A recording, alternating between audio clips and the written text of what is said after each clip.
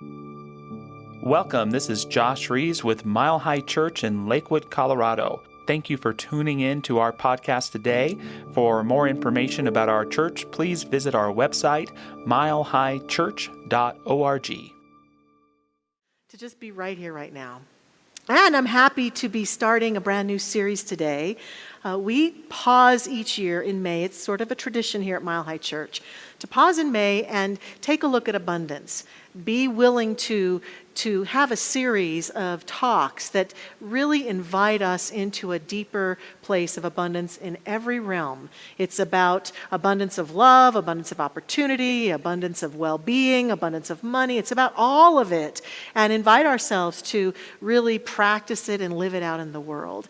And so we have a series that we've planned, and it wasn't planned alone in a vacuum. We had a wonderful team of people who came up with the theme of the abundant universe, and a beautiful look for it. You probably saw the slide with there it is right there. Isn't that a beautiful, beautiful slide? Just reminds me of abundance.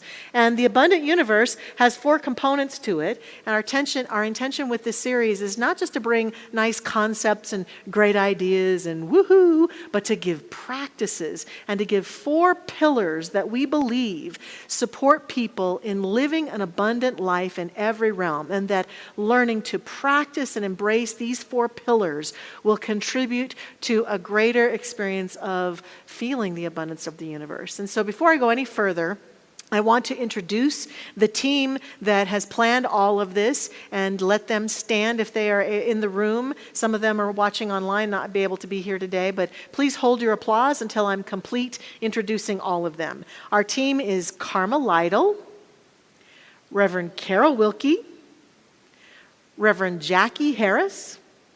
I know she's here somewhere. There, she's back there.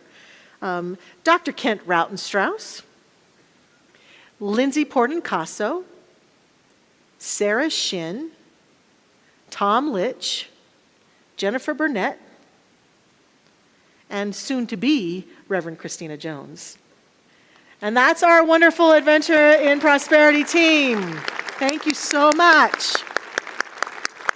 Creative people who want to contribute to the beauty of Mile High Church in this work. And so I'm so grateful for them. They've done a beautiful job, and it's been an honor to work with them.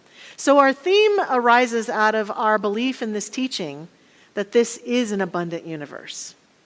We believe firmly that there's more than enough. And this belief is born out of the notion that that which created this universe, God, the source, the infinite life, is fully expressing itself through and as everything that exists. It's pouring through this universe as all that could ever be wanted or needed. I don't know if you've noticed, but I've noticed that that's not what people tend to experience, though. So what's the dissonance between what we believe to be the truth about this abundant universe and what people are actually experiencing? What happens is that we've been given freedom to use our mind and to use our perceptions and to use our lives as an expression of that abundance, or finding ourselves sometimes expressing that lack or experiencing that sense of lack. Because through habits of mind and habits of belief, as Reverend Carol read in the readings earlier, we place thoughts and ideas between us and that abundance that wants to pour itself through us. We don't do this on purpose. It happens through our living. It happens as we see things go on in the world. It happens when we see things going on in our families. It happens when we see things happen in our personal life, that we draw conclusions that sometimes continue to anchor us in a belief in lack and limitation. And then we experience said lack and limitation and are challenged to believe that this is an abundant universe. Because we want to say, if this were an abundant universe, wouldn't I always have more than I need all the time? But that's not how life works. That's not how God works. We believe God has given us everything we could ever want. But if we place an idea, a thought, a belief in between that good that flows through us and our lives, we will find ourselves struggling to experience abundance. And it doesn't matter in what realm. I listed all the realms earlier. It might be in terms of opportunities. It might be in terms of health and well-being. It might be in terms of money. It might be in terms of friendship and connection. We have an opportunity at any time, the good news is, to change our thinking and change our lives, to change our belief system, to change our approach, to change how we are behaving with regards to abundance. And a huge part of that is to begin to listen and begin to attune ourselves to the abundance abundant nature of this universe. I love in our evolved initiatives, our evolved communication initiatives, that one of them is listening to the divine, because a huge part of great communication in life is being able to hear the communication of the infinite, to hear the communication of the wholeness, to hear the communication of the love and the beauty, and to feel it as it pours itself through us. And so the abundant universe is all about that. It's about staying connected. And in our teaching, our founder, Ernest Holmes, in his book, The Science of Mind, which is often just called the textbook, says, when we learn to trust the universe, we shall be happy, prosperous, and well. We must learn to come under that divine government and accept the fact that nature's table is ever filled. Never was there a cosmic famine.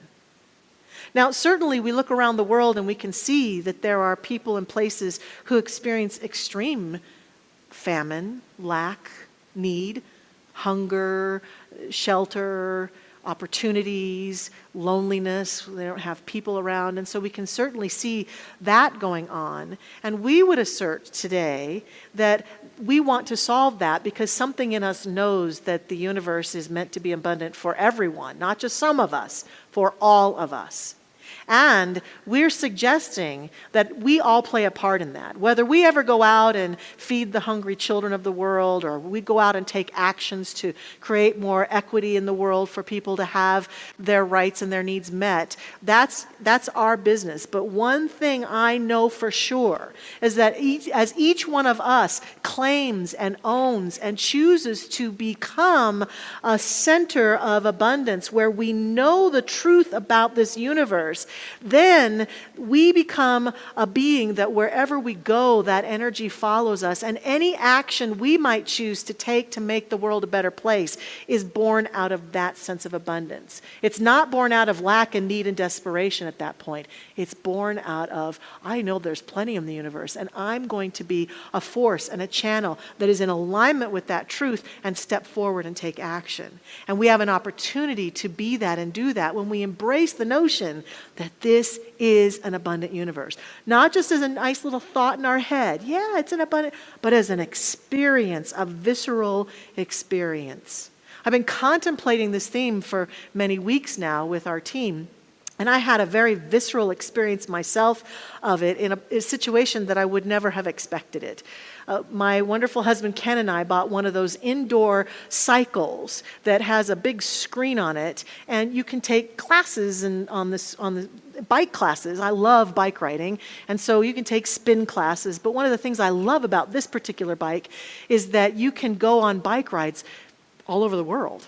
And these trainers take you on these bike rides on trails all over the world. And so especially in this past year when I haven't been able to travel as much as I want, I've been traveling on my indoor bike. I've gone to Maui, and I've gone to Italy and Switzerland, and I have ridden my bike all over the world, and it's been a blast. And there's another great advantage. I used to belong to a gym that Lauren Sheely was part of, and we would go for classes, and the trainers would work us really hard, and I learned that it's not considered socially acceptable to yell and scream at the trainer when they push you too hard.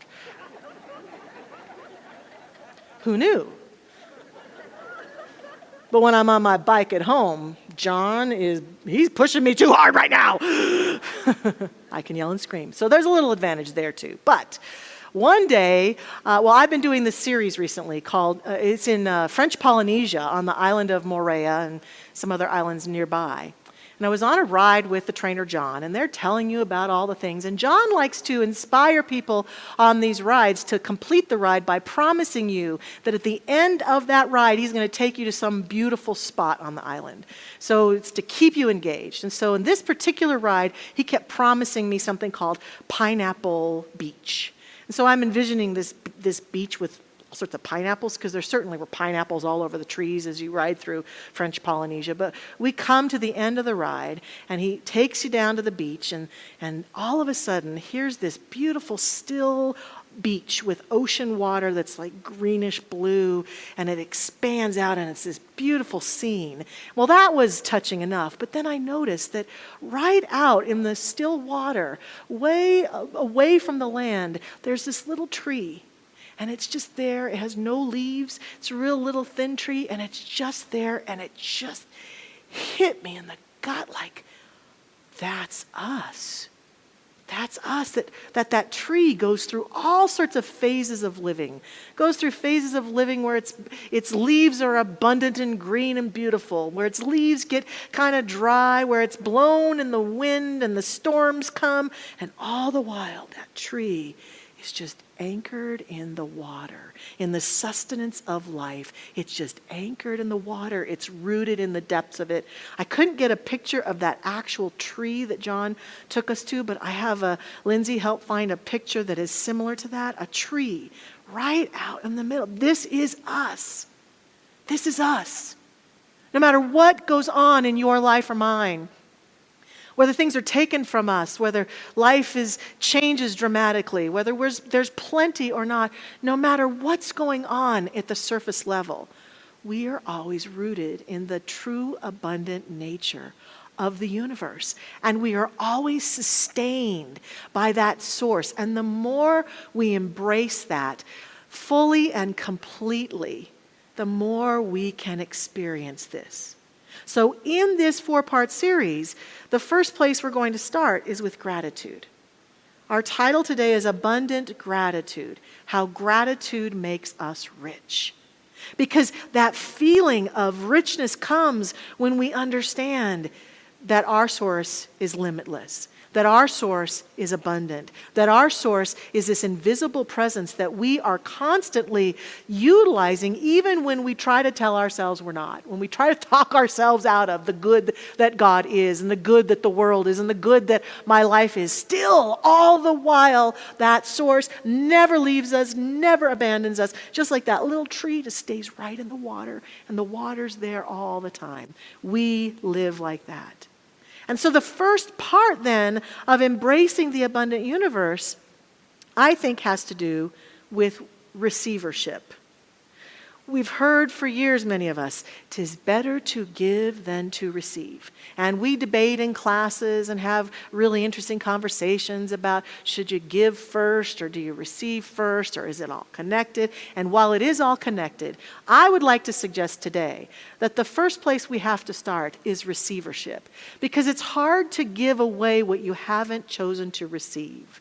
It's hard to give away what you haven't claimed already. And so in order for us to be great givers of life in any arena, we've got to be in receivership. We've got to say yes to life. And that may sound really easy and really elementary, yet I challenge us to look at how many times in our life in a day we don't receive, or how we are resistant to receivership. In little ways that we put our hand up to life and to people and to the universe. Someone says, oh, you look great today. Oh, well, I didn't even get a chance to do my hair. My hair's all a mess. And I love that dress. Oh, this old thing, it's no big deal, Just compliments. Receivership is people say, I'd like to buy your coffee today. Oh, no, you don't have to do that. No, not so necessary. I can afford my own dang coffee, Those ways that we say to life, more, stay away. More, stay away. More. This is the dance of I am not in receivership. I was actually guilty of doing it this morning. My husband tried to help me do something before church, and I put my hand up, and, not literally, but energetically, and I had to back off and say, okay, you got to practice what you're preaching today, Michelle. Yeah, exactly. And that's one place that many of us are proud. We will not receive help. If we get into trouble, if we don't know how to solve a problem, if we're not sure what to do, God forbid anyone try to help us with it. We're kind of like a little 4-year-old. I do myself. I can do it myself.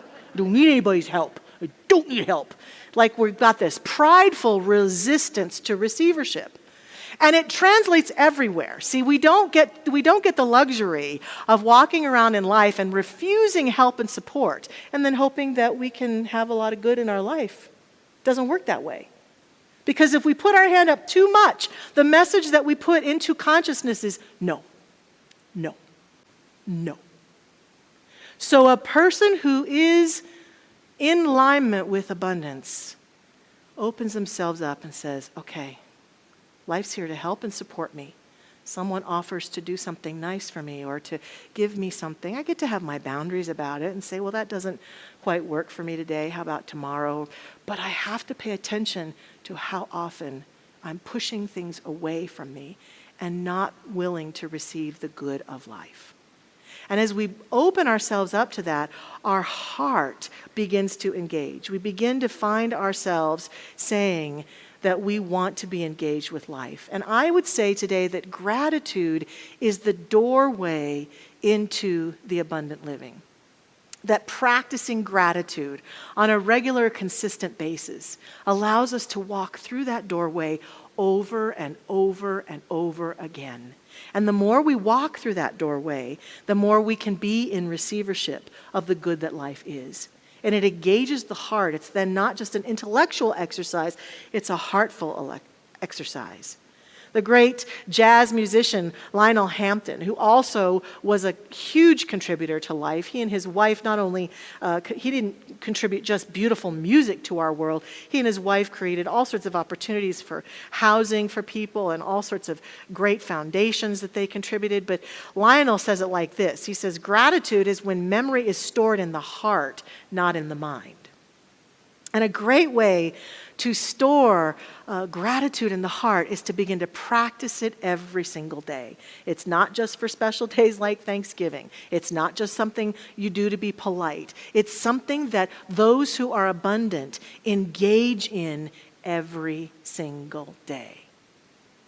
And we become rich through this practice. And I'm not talking just money. Money's only part of it. I've certainly known people who are rich financially, but they're not rich.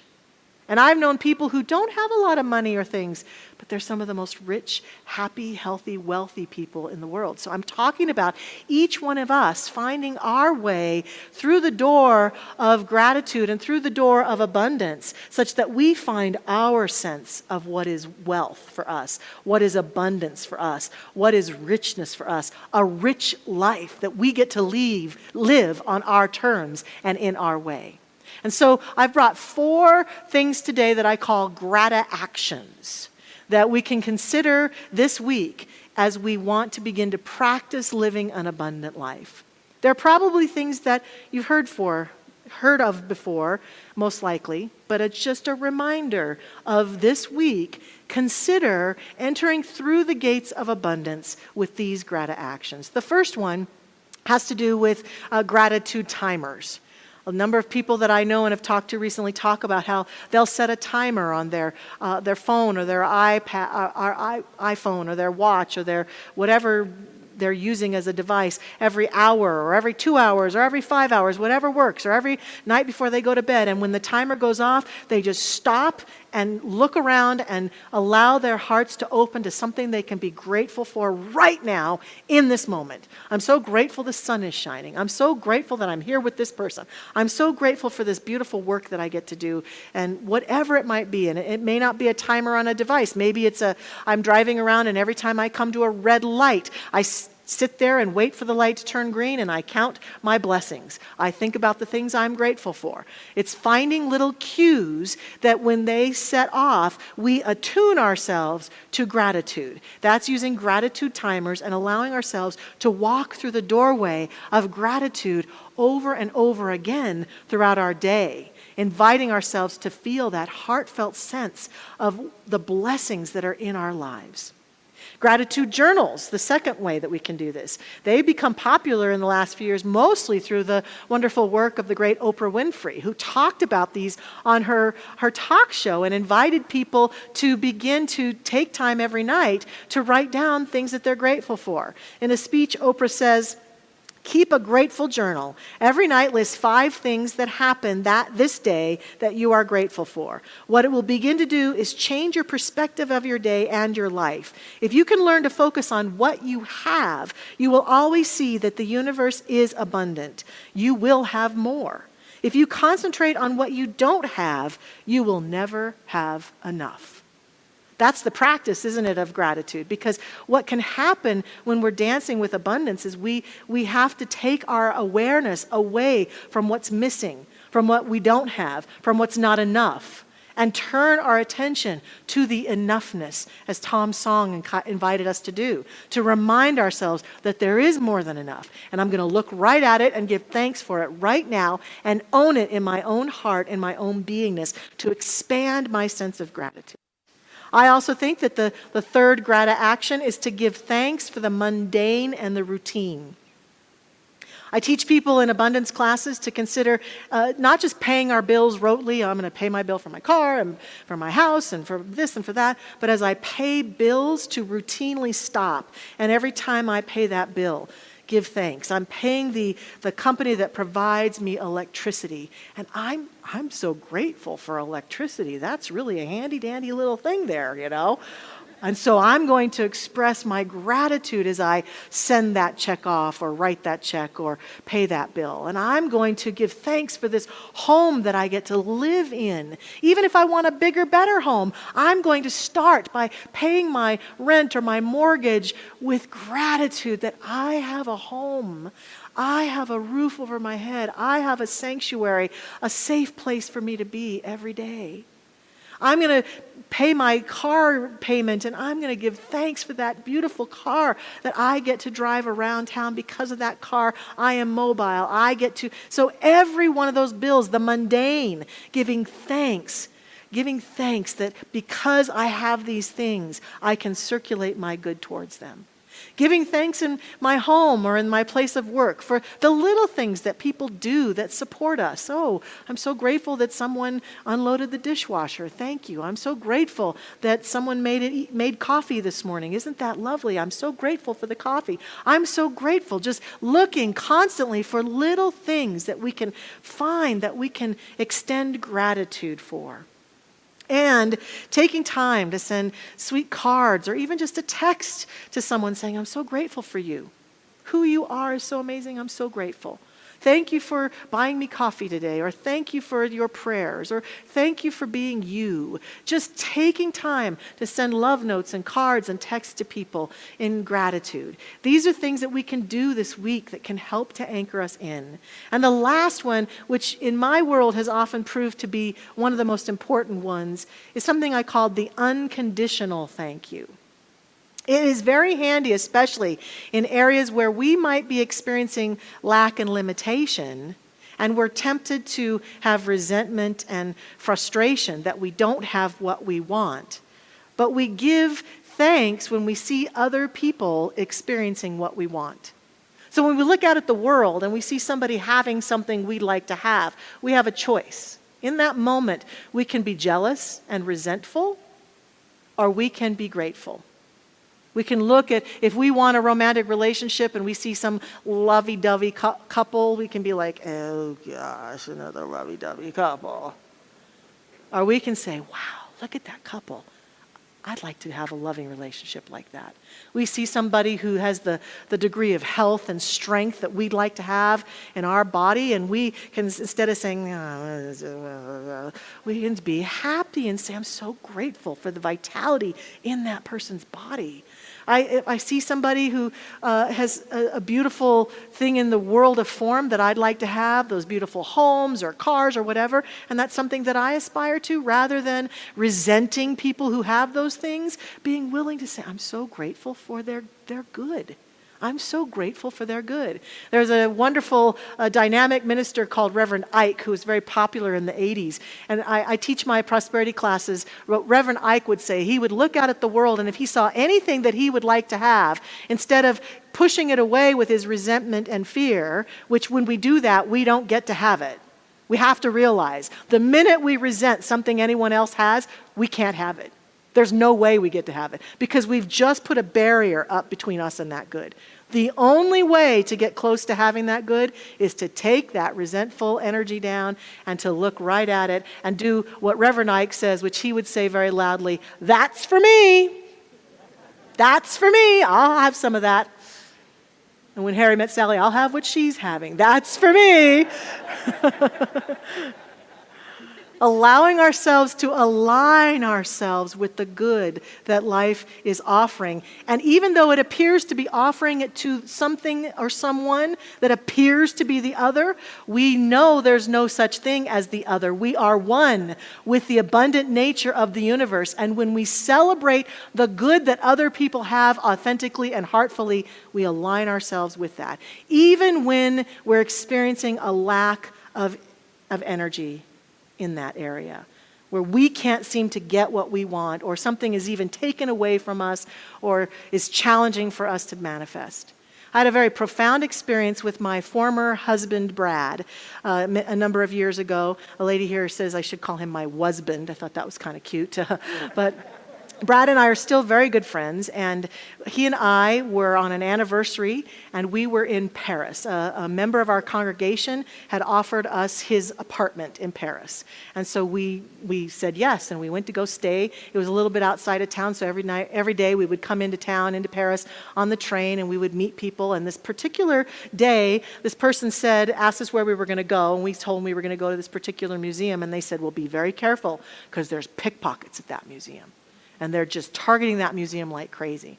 And so when we got to the museum, we decided to be smart, and we checked our bags with the museum officials, and they took them and gave us a claim number, and we went through the museum, and we came back and got our bags, and we walked out of the museum, and we're standing in front of the museum on one of those iconic bridges in Paris where you can just see this beautiful sceneries in front of us.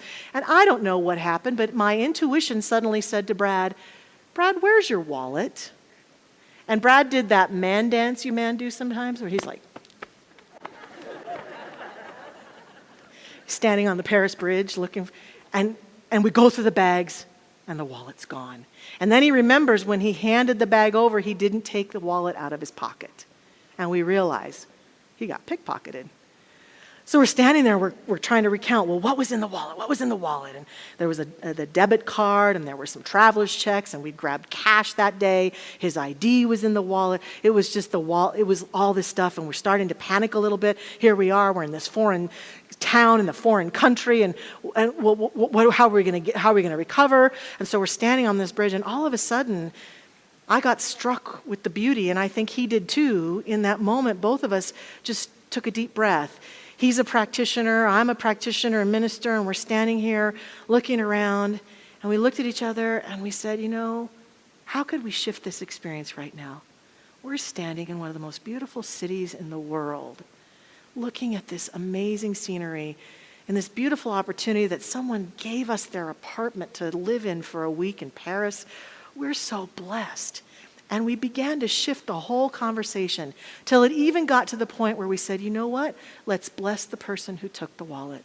Let's hope that the money that they got will help them in some way. Even if they're going to use it to buy drugs or alcohol or party, we don't care. It's theirs now. We bless it. We surrender it up to them. We give it gladly to them. If they're going to use it to feed their kids or to put clothing on their bodies or do something that will help them pay their rent so they can stay in their home, we don't know what they're going to use, but we unconditionally surrender it. And we did a prayer there. We stood there on that bridge and we prayed for that person and we surrendered that good to them and stood there in gratitude. And it changed things. I know for my own heart and soul forever. And as it turns out, we were able to cancel the traveler's checks, and we realized that we still had money back at the apartment, and we had our passports, and everything worked out just fine. It took a little bit of time to fix it, and we went on with our trip. It was a beautiful experience of choosing, even in a moment where we were scared and we felt lack approaching, to shift back into our heart, to shift back into the abundant universe, and to claim our good. The comedian Jim Carrey says to us, I challenge anybody in their darkest moment to write what they're grateful for, even stupid little things like green grass or a friendly conversation with somebody on the elevator. He says, you start to realize how rich you are.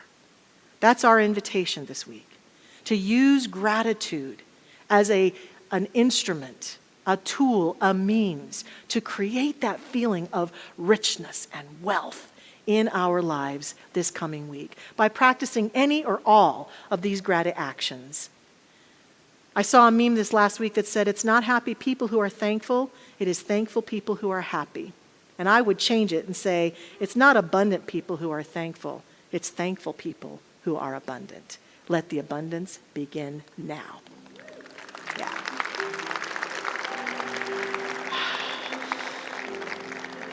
So I invite you to join us in prayer. And in alignment with this message, let's give a prayer of gratitude. I invite us to notice right here and right now what gratitudes we have for the opportunity to be here together in this holy space, for the opportunity for all the good that is around us, all of these good beings surrounding us, good hearts, the opportunity to be breathing this day, to be alive, to be fully here now. We give thanks for that. We give thanks for all of the wonderful good that flows through our lives. And I invite us just to see the faces and see the experiences and feel the alignment that we have towards that great good. We are blessed. We know that we are blessed, and we claim and own those blessings now. We know that those blessings are because the infinite wealth of the universe, the infinite love of the universe, the infinite light of the universe is pouring itself through us right now. And we open our hearts and minds to be the great receiver, the glad receiver of that good. And we use these grateful hearts that we have to continue to anchor us over and over and over again into that good. And I am so grateful for this inspiration within us that calls us to this, and so grateful for the deepening that occurs this week in each of our hearts as we endeavor to live out this practice and this way of life for ourselves and all beings everywhere. We are blessed. We know it. We claim it. We are it. We are grateful. We let it be. We let it go. And so it is. Amen. Thanks for listening to the Mile High Church podcast. This podcast is made possible by the generous contributions from listeners like you. To make a donation, please visit milehighchurch.org.